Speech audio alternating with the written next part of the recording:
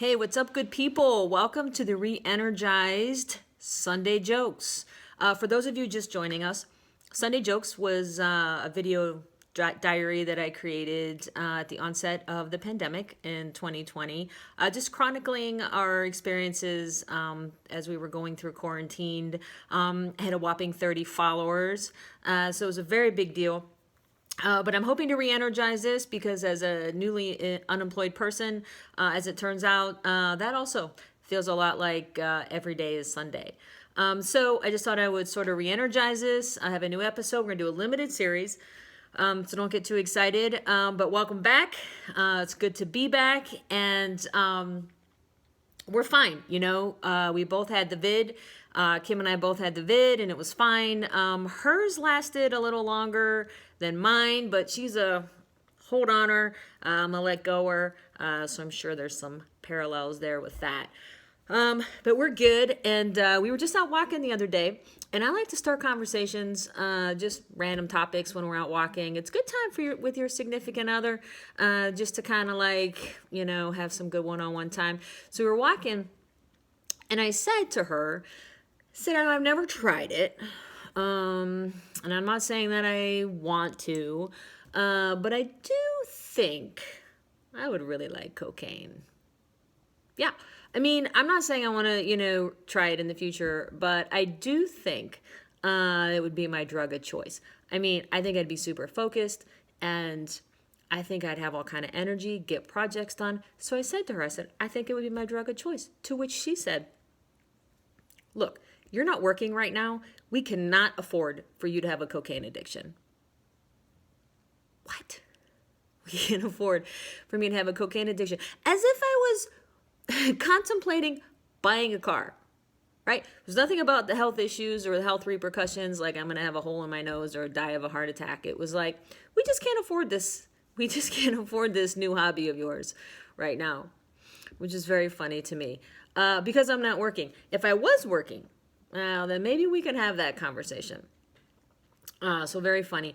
So I thought I would actually do a little bourbon review because, as most of you know, through the pandemic, I developed quite a bit of a collecting bourbon hobby, I don't know. So I brought 3 bourbons here to just do a quick review on. And look, I'm not a professional. I don't know all the lingo, so I don't need to get hate mail. So if you don't like the way I use palate, or if I don't use the word palate, don't send me any. If you don't like it, then don't watch it and don't buy the shit. I don't know what to tell you, but I'm just going to tell you what I like about it or don't like about it. And then you be your own judge. Okay. So I thought we would start with this 1792. Okay. Don't buy it. Don't buy it. It's terrible. And it tastes like ass. Really, it does. And, I should be better. I should be a better reviewer.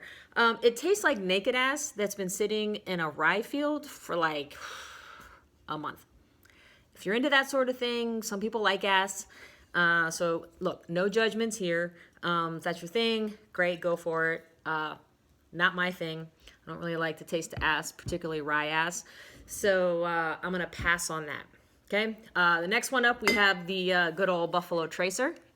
This is your good, solid, everyday bourbon, very cost effective, under $40, best bargain, best bourbon for your money, right here. Good everyday drinking. This is bourbon when you buy it, and this is what it looks like after a few days. Good everyday drinking.